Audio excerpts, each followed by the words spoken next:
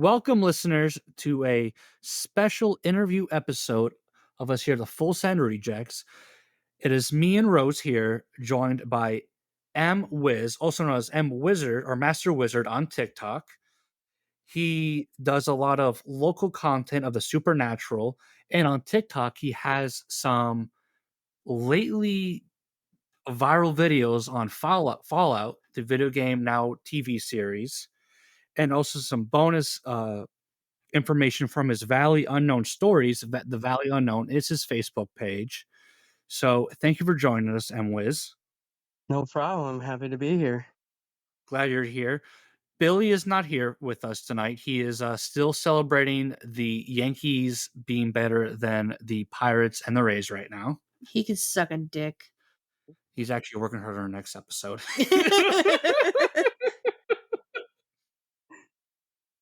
Love you, Billy. Yeah, love you, but we do appreciate you being here with us tonight. Anytime. I was excited for this for weeks. We this has been a month in the making. Schedule changes and things popping up has, kind of prevented us from happening, but we are here now and we are ready. We appreciate you being here. Thank you guys again. Honestly, from the outreaches to the sharing of my stories, it's been a really fun time so far. Well, speaking of your stories, I found your stories because I was scrolling through the our local community page on Facebook, and I came through and I saw this very nice, detailed art graphic, and I caught my attention, and I looked at the title of it. And for our listeners, this might sound familiar to you. We did this, I believe, last fall, summer, fall, the Smurl haunting located in West Pittston. It was, I believe, episode or story 6, I should say, if I have that correct. And I started reading. I'm like, holy shit! Like, there was the way you worded things. It was like, I wish I took some of this approach, and it really drew me in. Made me click on your page and see more of your stories. And you came out with a few since then, all local, all covering the supernatural realm surrounding northeastern Pennsylvania. So, what I'm wondering, we both covered Smurl. I'd like to ask you, what are your theories? Like, do you believe this is real? Do you believe this was a manifestation of their own mind? What do you believe? After reading more of the story, listening from people around the area, come to find out that it was all a hoax. When they called Ed and Lorraine Warren, they came to the house. They didn't find anything, but they wanted publicity. It was mostly the father being a drunk, and all the occurrences that happened with the family was his drunken stories. It was more of a cash cow in the end. I was kind of upset about it, but I'm like, that's still a cool lore to look into if you're really into the supernatural. Right. Because I remember when I was looking into it at first, like I was kind of a believer, because I had my own experiences with the paranormal. I grew up in a house that was definitely haunted. Oh yeah.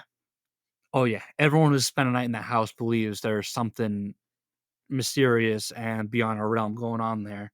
Evil. But what caught my eye when I was doing the story, our research into it, was that I believe it was him or his wife had partial brain damage from meningitis.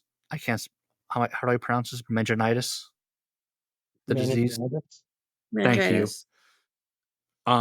Which can impact brain function. So that was part of the thing, and also, like you said, the Lorraines came down, and they tried to turn into a thing. But when the actual Catholic Church got involved, it was suddenly this nothing was going on, and then everyone who moved there afterwards, no one noticed anything.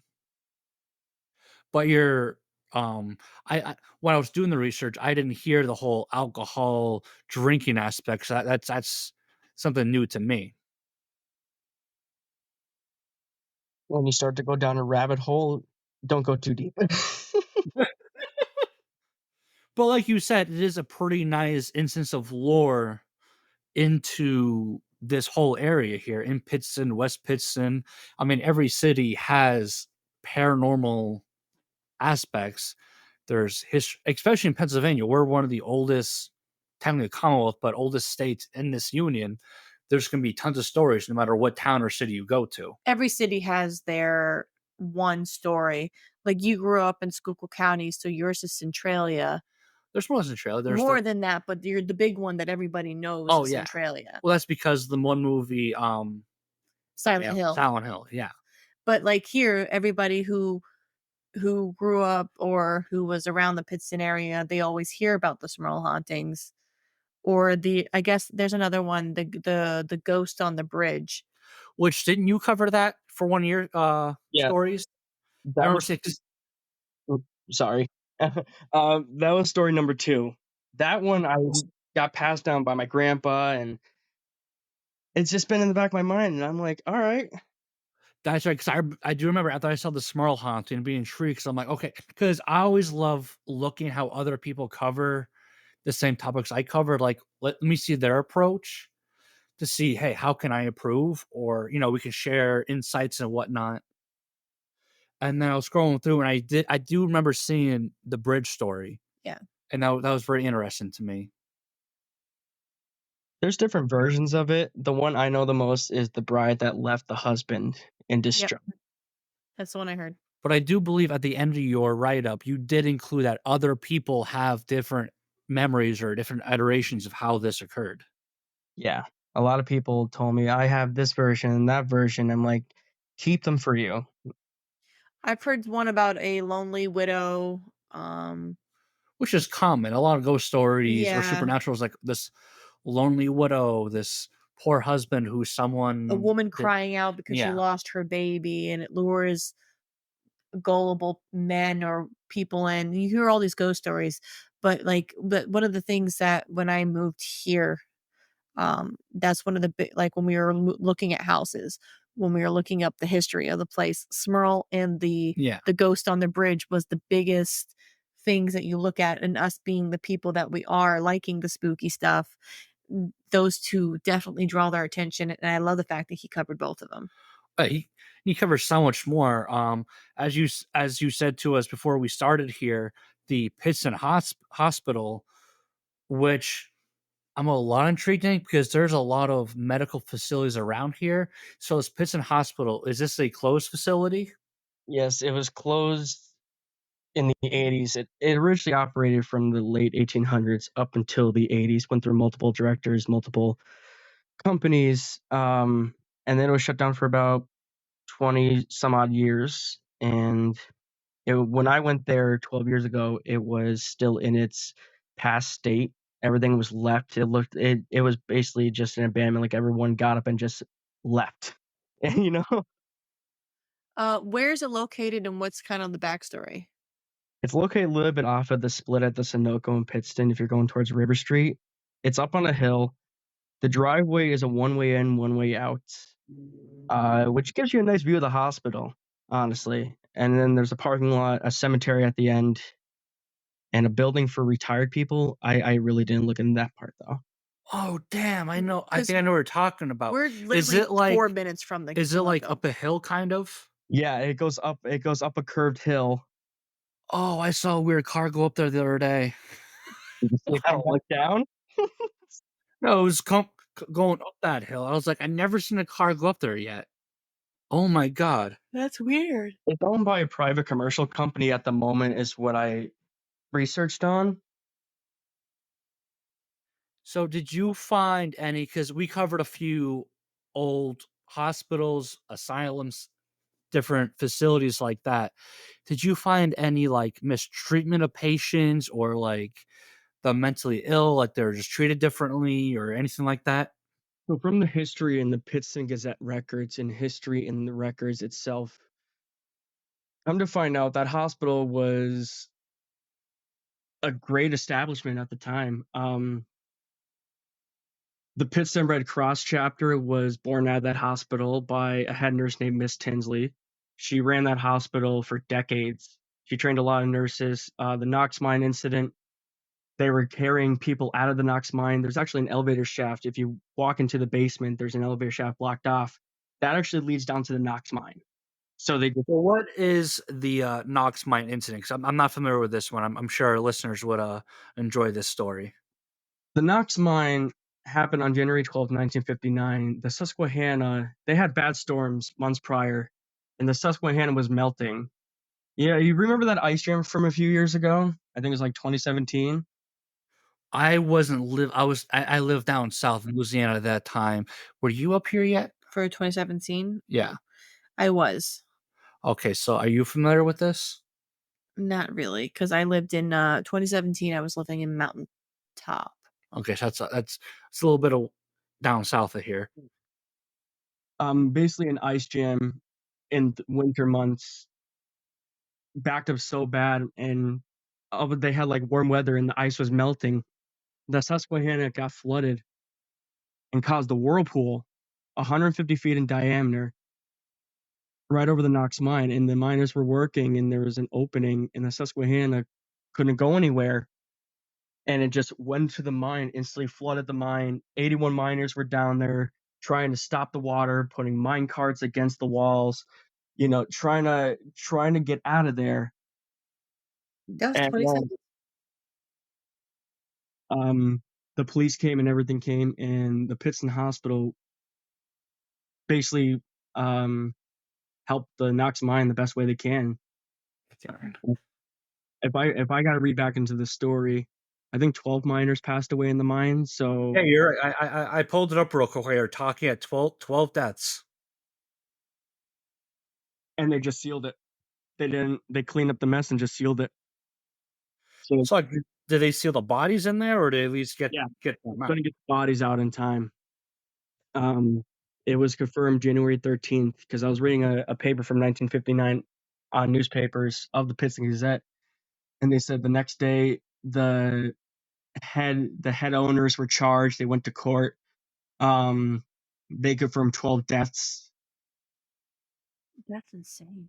Yeah. That's a common. I hate to say, it, but it's common up in Pennsylvania for these mine disasters from the late 1800s, probably even before, to this disaster itself and beyond then, where mine owners they looked at profits and looked at people as just expendable.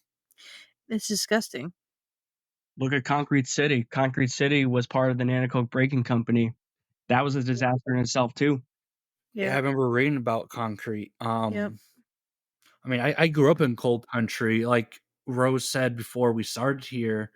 Um, very familiar with Centralia. I grew up right next to Centralia, where there's still to this day an underground mine fire because people just lit a fire, didn't think, hey, should we look for a coal vein? Nope.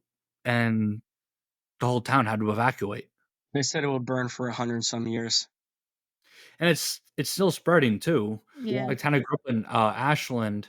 It's eventually going to have to flee, evacuate because the underground fire is just spreading. Wasn't there like only X amount of people that actually stayed because they didn't want to give up their houses? Yeah, so the government tried over and over again to stop the fire from spreading. It's a government, so they kept failing. Yep. And the worst areas, they told them get out. Like they gave them money; it was eminent domain, but some said no. To this day, I think there's maybe like 5 or 6 remaining. But once they pass away, that's it. Well, they also buried the owner of that land. One guy owns like thousands of acres. I don't know how, but during the pandemic, he covered it up with dirt. He's like, I don't want graffiti highway anymore. He's like, fuck the people. I don't want it. Yeah, Yep. he was sick of it. It's unfortunate because that was, I mean, I allegedly had some artwork on that highway. Allegedly. Allegedly. Not going to be proud of it, but I have some artwork that definitely left my mark. Yeah. I mean, it was always nice going through and looking at the artwork. Let me add something here. I remember when we first started dating, you tried to take it, it was closed then, but you took me over there just to like peek through, and it was just so eerie. So I do have a supernatural story about Centralia. So when I was in high school, My sister got a dog, this beautiful beagle, wonderful dog. We took it to a walk in Centralia, me and my one friend, and there's like this old abandoned church. At this time, there's people working on it for I don't know why. And we snuck our way in, and this dog locked in on one location, started barking, going off, started acting crazy. Did not like it. Like it was like there's a spirit there or something mysterious was going on. She did not like it. We had to leave. That's your indication. Most people are like, "Oh, he's just playing." No, he's not playing. No. No, because she was a pretty chill dog, Yeah. but just she just lost her nerve. Dogs can sense higher than humans. It's been proven multiple times. Oh yeah, They see in black and white. They can see stuff that we can't. Yeah, when a dog starts acting funny, I'm out. yeah. That's my key. Let's get going. I don't know if it's aliens, ghosts, I'm not willing to piss anything off. no, You some want to? underwater octopus that learned how to walk. I'm not dealing with it. Nope. I turn around from many locations I've been at because you just get a sense. It's like, yep, nothing wants us here. Nope. I'll be in the car. What? I'll be in the car. Yeah. Now, do you have a story that you've covered that's, like, your favorite? Like, your go-to tell-all story? That would have to be the Jenny Carpenter story on Coxton Road in Duryea. Ooh, please go into that. Oh, yeah, 'cause that's only minutes down the road. So Coxton Road's a very historical road. It was the main way from Duryea to Scranton, and that town is older than all of us. It was built in the mid 1800s. So there's a church with red doors if you come up Coxton Road towards the end before you go to like Newton Ransom and stuff. And there's an old cemetery, and one of the graves I saw dated back to 1847. That's all I needed to know about it. And Coxton Road has some more stories than just that. But there's this grave about 75 feet from the church, and I got told a story from one of my friends about it, and it stuck with me. And I had some paranormal experiences there. Um, I was explaining to my one friend, I had my arm out his car window, and I felt this sharp pain go up my arm, and I looked at him dead in the eyes. I'm like, go. But the story of Jenny Carpenter, it was a girl living with her family, her father, her mother, and siblings. And this was a time where people were very skeptic and, oh, you're the devil and the devil's possessed you, which most cases were just mental illnesses like schizophrenia and, all those anxiety. Right. So Jenny Carpenter, she was a young girl, about 8, 9 years old. She developed seizures, and they started off small, and then over time they grew bigger. And her mom was embarrassed to take her out into the town because the town was ran by a mayor, but the church overran the mayor. The pastor was this religious dude. Um, so people started noticing things, and it got to a point where the church found out because Jenny was breaking into stores. She was ruining people's yards. She was having seizures in the house. It was bad, and her father actually reached out to the church hoping for a saving grace, but it actually turned out to be much worse than he expected.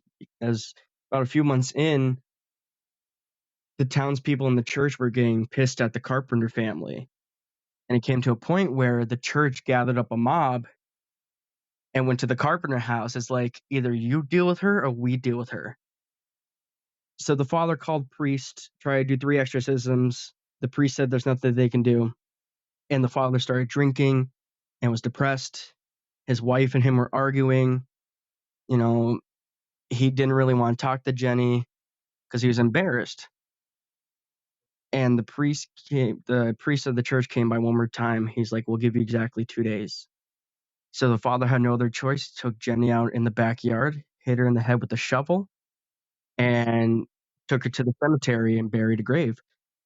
And the townspeople found out, and everything went back to normal until a few nights, weird phenomena happened in the town, lights flickering on the poles, markings on houses, busted vases on front porches. And the groundskeeper of that church said he saw graves knocked over and everything. So back again, the priest went to the Carpenter family. He's like, "What the fuck did you do?" He's like, "I got rid of the problem." He's like, "Apparently not." So the church had Jenny's grave moved from the graveyard over 75 feet away, just enough for the holy grounds to be safe in their manor. And that's where she is today. Jesus. Now, they tell a similar story. If I don't know if you've ever been to Gravestone Manor. Never really checked it out. I really wanted this year, though. Now, I'm not a big fan because we do our own haunted house for Halloween. Um, if you're interested, you should check it out. But they tell ghost stories, like they have people scare, like they tell like things like scary stories of local things that people their souls are trapped, and the very similar story was told, and about they do graveyard stories before they do this like cemetery walkthrough, that like some makeshift stuff that they made inside this building. I think it's located in Plains, if I'm not mistaken, the Gravestone Manor is. And it's just it's the story sounds eerily familiar. Like, I think that's one of the stories that they tell to scare people. Great. I have a VIP pass to personal experience. Gravestone Manor is listed as Wilkes-Barre, but there's so many small towns around that it probably. They usually do it in during the Halloween season. They tell ghost stories, and they have it's like a haunted house attraction. No, I already Yeah. talked about Horror Hall in Nanticoke. Yeah, I've been to that many times then. It's pretty decent Yeah. for the price. Yeah, Plains right Horror there. Hall, yeah, Plains. Horror Hall is not as I mean, it's a good like walkthrough. I think I went through once, and the one thing that messed me up is there was this maze you go through and the walls get thinner and thinner, and then there's a clown, which I was not okay with. And they give you 3 different options, like, to go through, and they're all clown doors. So I had to pick the lesser of evils, and I had to go through this tiny doorway, and I'm sitting there thinking, if I was a really fat person, I wouldn't make it out alive. Like, at that time. And it was just for me, it was terrifying because my fear of clowns. Other than that, it wasn't that bad. That's why I go It to the was gym once a year. Yeah, so you can make it through haunted houses. Yep.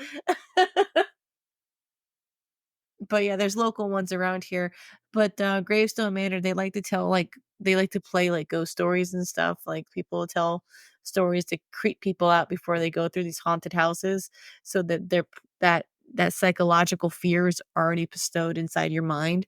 And yeah, I heard the story of Jenny Carpenter before, and just it's fun to hear. I wouldn't say fun, but it's someone who appreciates horror and all things spooky. It really gets your brain going. I got chills right now just thinking about it, even talking about it. Because the one thing you got to do if you visit that graveyard, if you see her grave, and there's a different name on there, but probably for protective purposes. If you step on her grave, you have to say "Sorry, Jenny" 3 times. It's almost like a Bloody Mary thing, but I do it out of respect because I do not need anything following me home. No.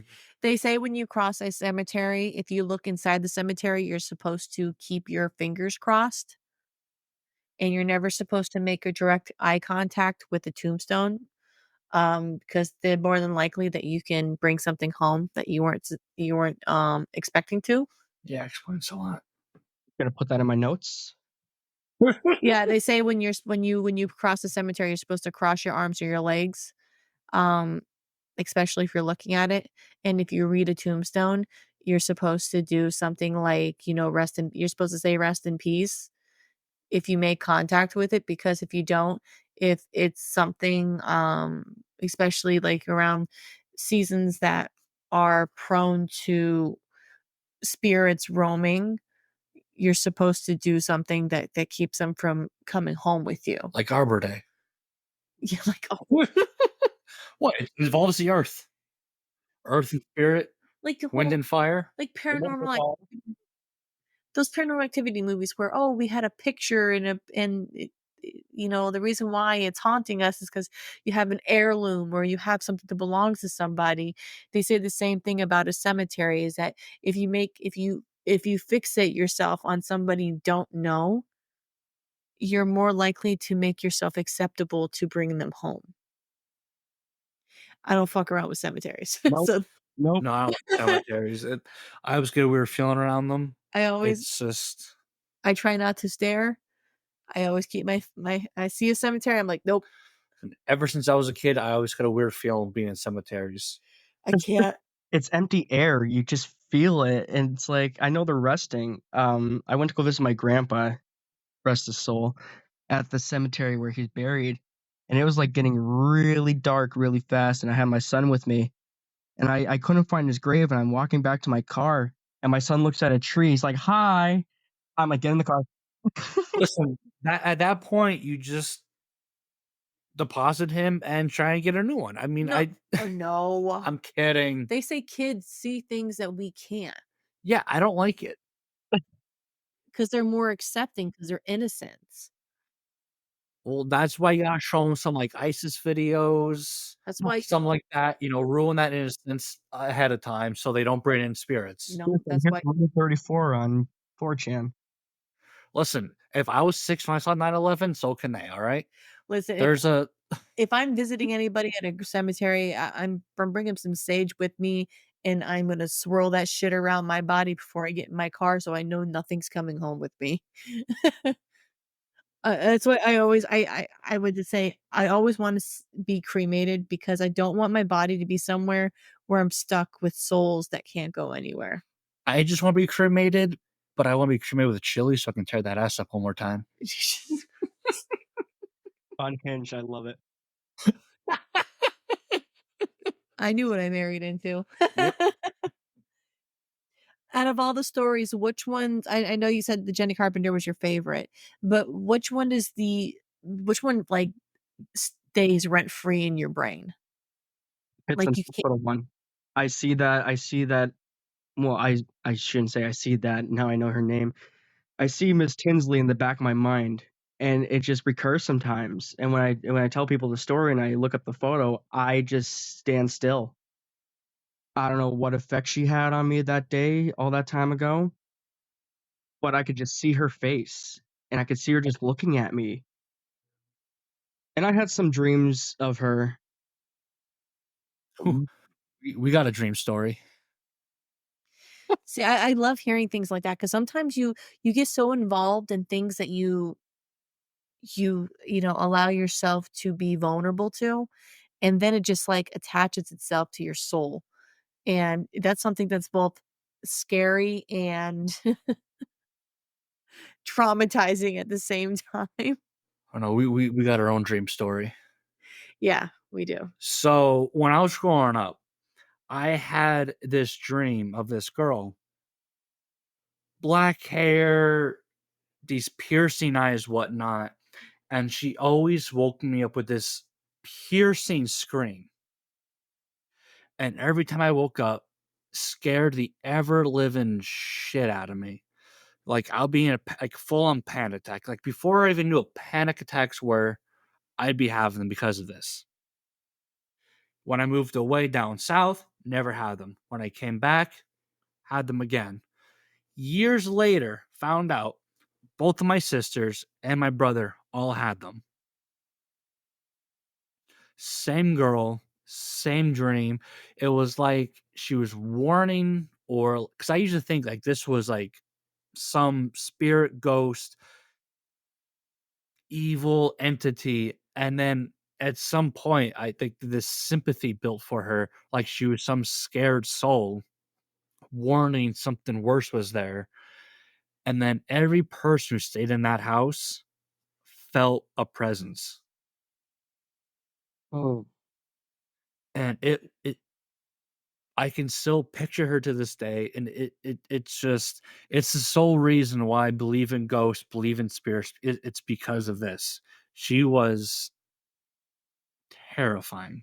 Now, Anthony never told me this story. Anthony said that he had bloody handprints in his basement, They're still there. and I was like, "Okay, LOL, like, what do you say to that?" Like, but he never told me the story about the girl, and, I had spent the night over his house, and at this point in time, I was pregnant with, our daughter, and I was paralyzed, like, in the bed. I felt like I had to use the bathroom, but I was scared to, and I didn't know what it was. Like, I had an overwhelming sense of fear, and I tried to make myself go back to sleep, and then I heard this piercing noise, and I look up, and there's this girl with black hair hovering over my body, and I freaked out, and then I closed my eyes real tight, and I opened my eyes again, and it was gone. And I was scared shitless to even move, to That was look my at. girl. I was afraid to look in the corner of the room. I couldn't go back to sleep, and I was very hesitant about spending the night ever again at that house, but I'm like, "Okay, maybe it was a dream." Pregnancy dreams are crazy. Your hormones are Yeah, out of that girl whack. was real.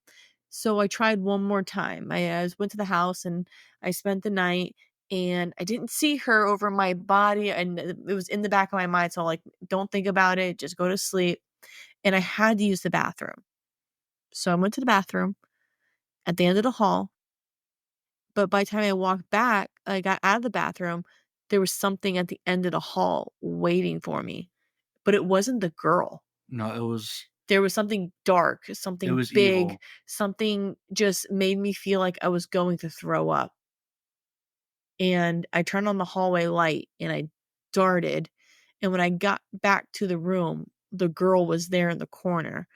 And I was telling Anthony about it, and he's like, "Oh, great. You saw her too. Cool. Makes me feel less crazy. What do you Cool." mean saw her too? And Yeah. here's another just bizarre story about that. So about however long ago before it was, I'm in the house. I'm in there with my mom and an ex girlfriend of mine, and we're talking about this ghost, being who she was. She thought it'd be funny. He started saying the Lord's Prayer. As she started saying it, she started to say it. All the lights began to flicker. Things went crazy. We never had a lighting issue, nothing. They started to flicker. I said, fuck you guys. I'm out of here. I'll be outside. Yep. I ain't playing. Now now that we've done some research into it and we've shared stories, especially people who have experienced the same thing, we've come to think that the girl was some kind of victim Well, and see, there's a dark entity in the the house. original dream that I had involved a young girl being hacked to death first in our bathroom upstairs and then being taken down to the basement. And it was after that dream, there was some remodeling done to the house when the wallpaper got torn down because everyone had wallpaper back then. Mhm. There was a blood stream going from the top of the stairs along the wall into the basement, and on the shelves you saw splatter of red like blood, and in the basement in the unfinished stone there was like two handprints with blood splatter above it. Oh, don't we have a little artist on our hands? Yeah, Picasso could say to himself. Yeah, he didn't tell me about all that before I spent the night, and when I told him about it, he kinda gave me a look, and then it was like, "Okay, well, I got something to tell you." And like it was like that one night where I was across from the house and Billy messaged me, "Hey, are you upstairs?" I'm like, "No, why?" He's like, "There's a loud banging going up." She's like, "Oh, that's the ghost. Don't worry." The what? It's like he became accustomed to I it, was so like. used to her. Like once I accepted that she wasn't like evil or bad, that she was just in need of something, like she was scared, it honestly got better. Yeah, but I was afraid to spend the night. I mean, I don't get me wrong, I've spent the night multiple times since then, but it was very terrifying because she would always be hovering over me, and for what I thought, because I know you've done all things spooky, so have you ever heard of, the like, demon paralysis? to where you have, like, entities that paralyze you while you're sleeping and they can attack you Yeah. and, like or kill you while you're sleeping, but they're hovering over your body? I had multiple episodes of sleep paralysis, and you feel something there. You can't move, and in your instance, you couldn't move. Sh It sounds like she was mostly just trying to cross over, but make sure, like, "I'm here, it's safe, I'll take care of whatever else is in the house." You know? She See was my girl. because that's the funny part. Because obviously, I didn't walk into that house pregnant. Um, I didn't see and I spent the night there before I was pregnant. I didn't start seeing her until after I was pregnant. So all the hovering and the screaming, I thought maybe and then once I found the dark entity in the corner, I thought maybe she was hovering to protect me because she just sat there screaming, but she never did anything. It's not like she tried to attack me or anything. I always felt like she was protecting and never It there wa to hurt you. she was a good spirit. It was she was scared of something, like, scared of the other entity that was in that There house. was definitely something else Yeah. evil in that house, and it wasn't just your mother. Yep. But have you like, you say you have, sleep paralysis. Do you think it's because is it a condition, or do you think it's because of something else? I I can't really put it into words. It's just multiple occurrences and different variants of it. Like, I try to snap into control of my body and just I get an ear ringing, um, something's opening my eyes, and then other times I just go back to sleep. Um, I believe there's other stuff that we can't explain, but when it happens, it's unexplainable. I mean, if you're down for an exorcism, Always wanna be part of one, but I'm also terrified of being a part of one. oh, yeah, 'cause I'm not looking for Same something here. I'm not looking for something to jump in my body. Well, like, when you go back to the Smurl haunting, I believe they did do an exorcism and nothing they didn't find anything. Not like the Catholic Church was there, and a priest stayed in that house and was like, "Yeah, nothing's going on here." Maybe because there was no little boy. Maybe. Hey. But with your own interactions with spirits and sleep paralysis, is that part of the reason why you, Connect. felt like doing these, stories, or was there some other inspiration to this? Mostly part to my past experiences and just putting my stories out there. I can tell multiple friends, one person at a time, but to tell a whole group of people is different.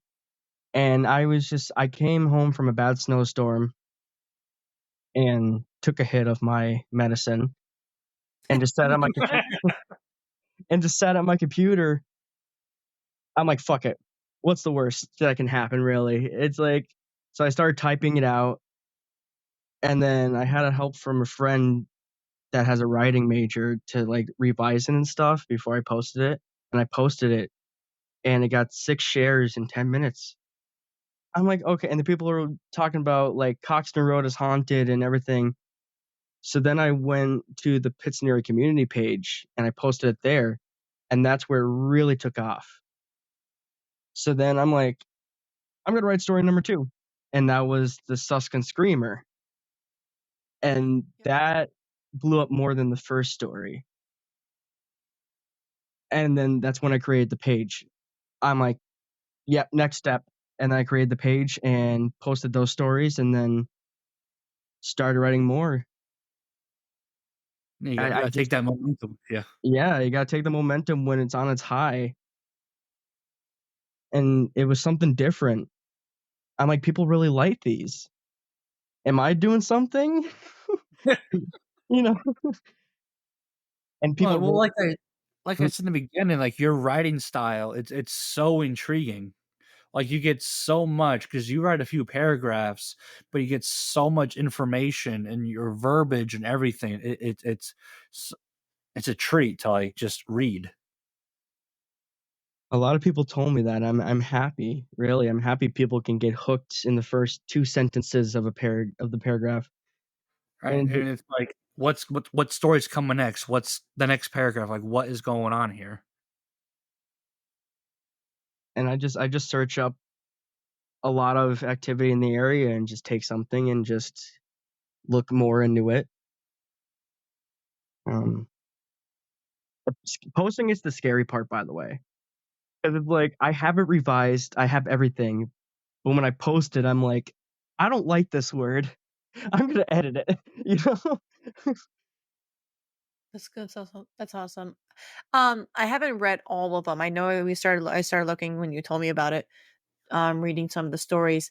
Have you heard about the haunting brewery in Susquehanna Brewery in, not the Susquehanna, I'm sorry, the Stagmeyer Brewing in, Wilkes-Barre? Supposedly, that old bottle company on Wilkes-Barre Avenue is haunted. To the 90% of Wilkes-Barre is haunted. Yes. Yeah, that I There's a know. good reason why it's Wilkes-Barre. But for me, it's something that not a lot of people I haven't seen a lot of people cover it, and I haven't gotten enough information on it to where I just find something that will make it an interesting write-up besides the fact that I'm some kind of alcoholic who wants to explore booze and booze. Find There's find a a segment there. Brews and find booze. find a sealed beer bottle from 1926. It's fermented, it's fine. You know, no, that actually seems pretty intriguing. I'm gonna have to look more into it after we're done with this episode. Yeah, the Um, Stegmeyer Bottle Company. It's still to this day completely you abandoned. you can't miss it. It overcast McDonald's.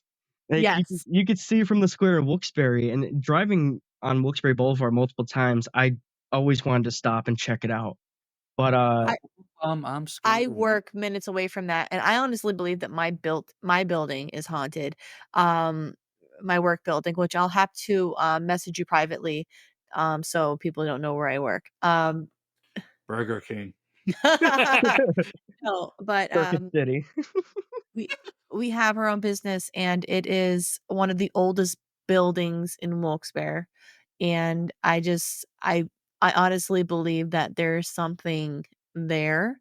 So I would like to pick your brain about that and see if there's something that you can discover to maybe we can do a nice little story and change the location maybe? I would actually like to come and check it out. I was debating on buying a spirit box, but after this episode, it's gonna be a purchase I'm not gonna regret.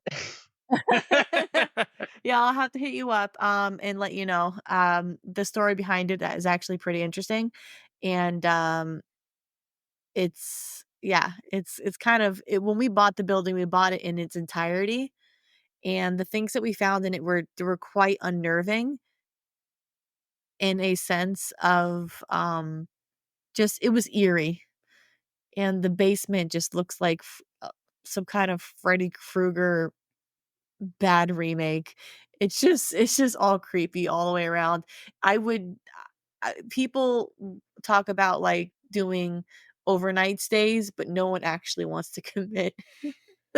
So, it's one of those things where people usually go to different parts of the building, and they usually have someone go with them or have someone on the phone with them because 'cause they're scared. I might have to contact that paranormal investigator and see what she thinks about it. Okay, if we can uncover the mystery of that building, I'm down. Like, I mean, That'll be fun. if we can discover the history of the building and find out if something did happen there, I mean, I'm all for it. Court records, here we come. Yeah, right? I've always looked and see, but, the internet only tells you so much, so we'll have to link up, and see what we can find and maybe do yeah, an episode on it.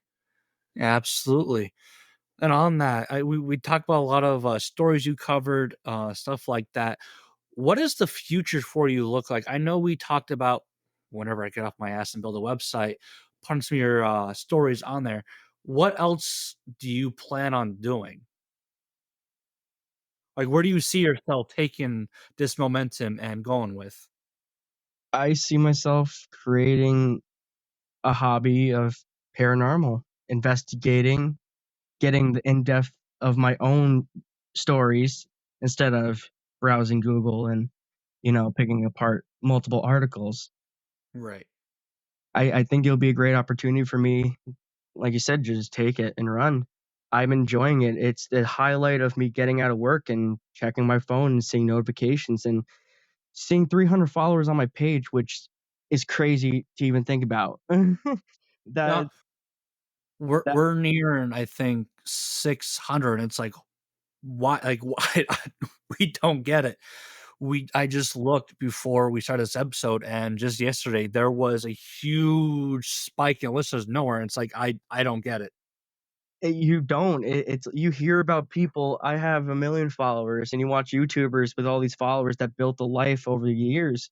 But when it happens to you, you're excited, but wanna stay back a little bit. And that's me in my current situation. I like people talking about it. I just went to go buy a vape at a cigarette store, and they're like, "Dude, you look distraught." I'm like, "I had one hell of a day." I'm like, "I gotta be on a podcast soon." You know, it's just been a hell of a week, and I was talking with them for a good half hour, and they followed my page, and they're like, "You're almost local celebrity status right now." I'm like, "I know." They're like, "How do you feel?" I'm like, "I don't know." It is that strange feeling because like there's like part like pride in what you did, but on the other side, it's like, why are you listening to me? Like, what? Like, "Why do you like my stories? They're just stories." Out there with a lot more production value, and you choose to like read what I did, list all this stuff, and it's like, why? The question I've been asking myself over the past month, but I Kinda like enjoyed. Oh, sorry, go ahead. no, no, no, it's good. Kinda like Anthony and Daisy's like, "Why did you bury me? I Why'd you don't marry me? understand I don't understand this. Why do you treat me so well?" It's kinda like it's like Yeah, it's kinda the same thing where you're like you wake up and you're like, "Why do people like me? Why do people like my stories? Like, why is it so interesting to people?" And but it's people love things that scare the shit out of them. People love drama and people love mystery. And honestly, if people it's either they want something to gossip about or they want something that's gonna scare them shitless. and that's what I love about your page, because along with your write-ups, you have this amazing artwork in there that just you look at it and you read the words, and it just sends these chills down your bones. It like, draws you in. It reminds me of the write-up I did, Man Disposes God what was it?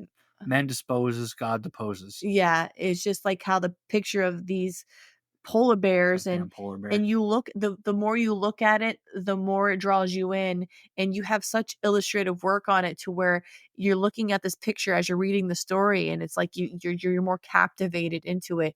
It's honestly brilliant. So do Thank you you. do that work, or do you have someone like do you outsource? Like, what do you I what's can't expose my secrets. I love it. Perfect answer. I do appreciate the, hustle there. That's wonderful. I love it. We're over here talking about creepy shit, and our cat just randomly started looking at the wall. Get Fireball, get the fuck out of here. Where are you? She just popped up and started randomly looking at the corner of the wall. That's why I started looking around the Nope, room. I'm we're not like, doing that. "Is there a Uh-uh. spider? Is there something on the wall?" What's crazy you say that is my cat's looking at a wall too. All right, we're banning cats. Cat free podcast here. No more. None Snickers. of No, you can't fireball. She's not answering me. Snickers. There you go, mamas. you're not you if you're hungry. I mean, if you combine both of our cats, they make a great snack. Fireball and Snickers. Sounds like a stomach bug waiting to happen. Oh, yeah, that sounds like regret. Yeah, there's gonna be some regrets the next day. Some chocolate cinnamon toast crunch. Ooh. Well, while we're fantasizing about snacks here, there is one more thing you've been up to with the latest release of the Fallout television series. You kind of popped up on TikTok with your own Fallout videos. How does that feel on top of all your paranormal activity you've been doing on Facebook? How does that like feel? You're going viral also on TikTok. For It's something side complete. it sidetracked me, honestly. I just posted a random video I sent to my friend because he's like, "What mods do you use for Fallout 4?" I'm like, "I'll show you my settlement." And it was a 5-minute video, and then I watched a Fallout TV show, which started my hyperfiction again. Right. Um, it was perfect. Fallout TV show is a 10 out of 10 for anyone who didn't watch it yet or don't know the lore. Just watch the first 3 episodes. Yeah, I haven't watched it yet, but I definitely want to, especially after you're another person who said it's so amazing. I definitely want to watch it. Every detail that Bethesda did and that Amazon Prime did, it really felt like I was playing a playthrough of my Fallout 4. Character dialogue, shooting and missing with bats, the ghoul. Yeah, I'm not gonna give too many spoilers, but those are some key elements to look forward to. Um, but with Is the it just Fallout 4, or is there elements from the other games in there? it goes across the whole lore of Fallout with Fallout 1, 2, Tactic, we don't talk about Brotherhood of Steel, 3, No. 4, No. 76, New Vegas. All right, New Um, Vegas. everyone likes New Vegas, and everyone's entitled to their opinion. For me, Fallout 3 was my entry into the game. My friend one of my friends, I have many friends, oh lord, um, they brought me into it, and they showed me it, and then I borrowed it from where did I borrow from? I think I borrowed it from the Pittston Library. That's awesome. So my foray into it was Fallout 4. And then I'm like, okay, I never played the other games. So let me go back. So I went to Fallout 3 and I played it. I'm like, this is the perfect video game. Every roleplay aspect you ask for of a post-apocalyptic game is there for you. Your choices depict how the game ends, and there's good karma, bad karma, and in the middle.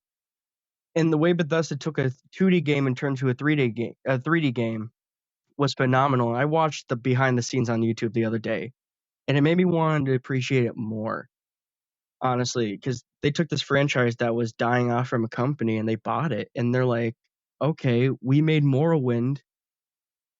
How do we transfer that into a 1950s style future game? And they had a lot of Yeah. obstacles. And in the one scene of the video, one of the directors is like, "We didn't know how to make guns. We don't know how to make guns go boom." And they're like, "We try to use a bow and arrow type gun, but that didn't work." And the Foley art and everything. I can go on and on about Fallout 3, but that is the perfect place to start. New Vegas to me felt like a DLC off of Fallout 3 because I came on such a hype train from it that I didn't really play New Vegas. I may touch it one day, but with Fallout 4, oh boy, I was at the midnight release for that. I got the Game of the Year edition not even 2 years later, and that is my go-to. Just it's a comfort game. You know, when you beat the story and choose a faction, it's a comfort game. I sit there sometimes 5 to 10 hours just playing The Sims in a settlement, and building these things where I can just go in and just be at peace. And with the video I posted, my settlement wasn't done. I don't know why people are liking it, but I appreciate all of the support and feedback. And when I posted a TikTok, 2 hours had 10,000 views, and then it was 25,000. And then I went to bed one night, and I got up morning for work, and I checked my TikTok, I had 43,000 views. I'm like, "What?" You know? And it just over the past week, it currently is at 310,000 views, and I look at the number, and I'm just like, "Nice." That's what I enjoy about TikTok because it's not like only your friends are seeing your content. It's an open Their algorithm, platform. they send it to people who like similar things. The power of the hashtag. And the more they like it, the more it fucking spreads. It's amazing. It's at, like, 1,053 shares and, like, Wow. 15,000 likes. I'm like, and then people are asking me to do more. I'm like, I don't have anything prepared. It Listen, no preparation, just go out there, make something, what Like the happens. like the SpongeBob meme where Plankton's trying to steal the Krabby Patty. He's like, "I don't know, I'll get this far." does it give you anxiety knowing that now that you feel like you have some kind of, um, Following. following and that you were expected to put out something better than the last? For the most part, yes, but I take a deep breath and I just give what my fans want to hear. You know, any stories that they tell me, I look into it. If it's interesting, I'll write a story on it, and if not, I'll keep it on the back burner. I don't give up any ideas, even if they're not the brightest. You probably get a lot of those. Oh, my inbox. That's why that's why I message Anthony on my main Facebook profile because I'm like switching back and forth between my page and the profile. I'm like, we're just doing one format. It's It's exhausting.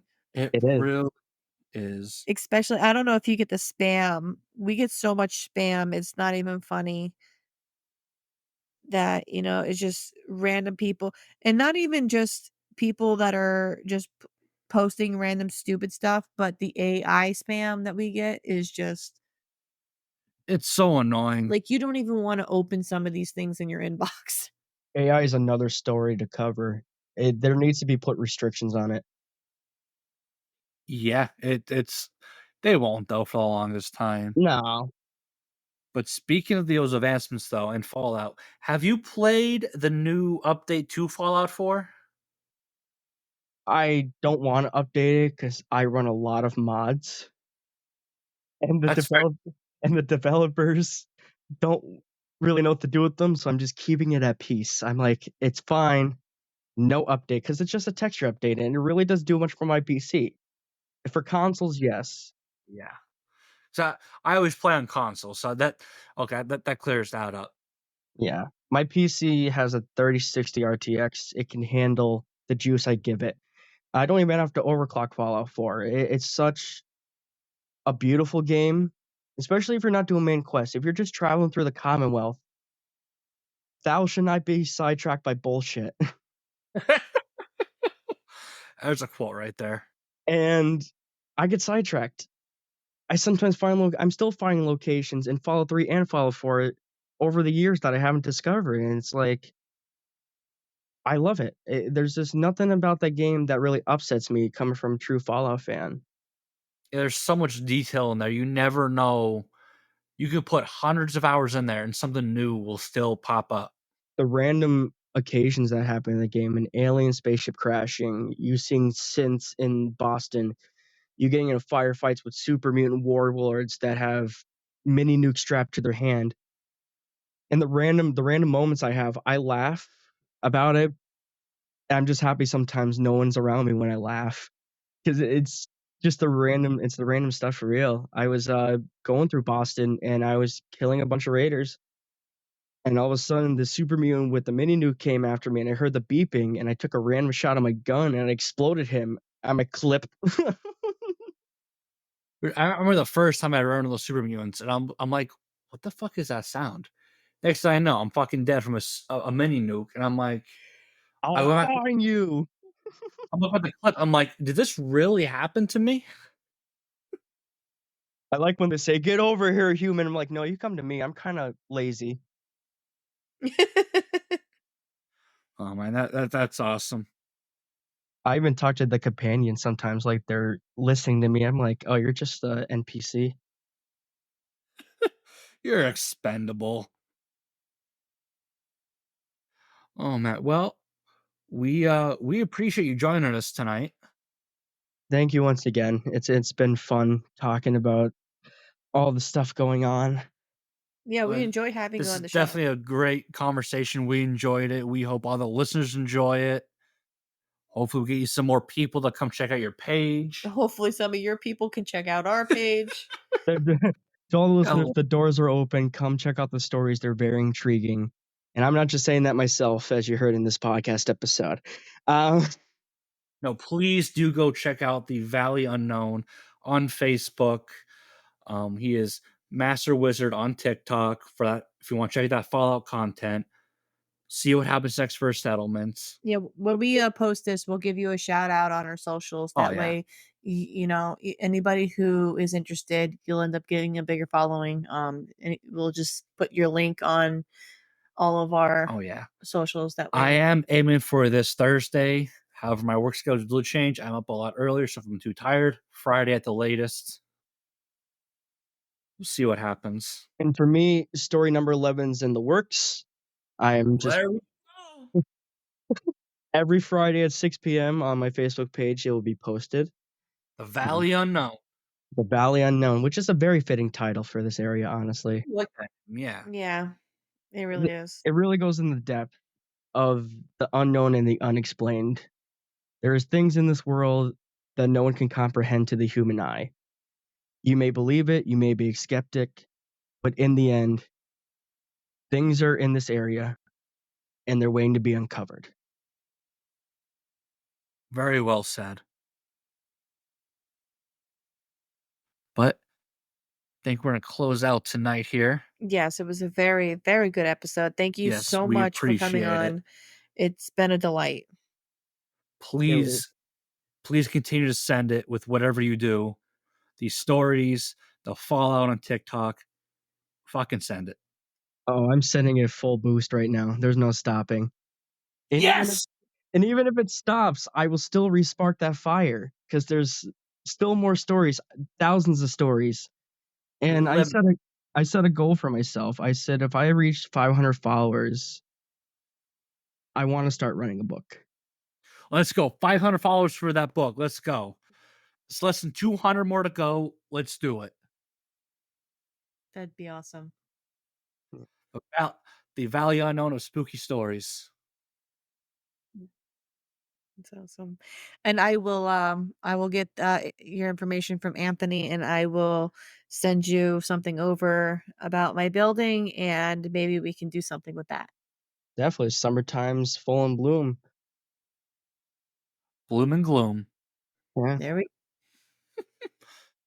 All right, listeners, we thank you for listening to this episode, listening for interview. Please do go support him. We appreciate him coming on this episode. As always, how we end it, full fucking send it. Full send it. Pedal to the metal. Fuck yeah. Hell yeah.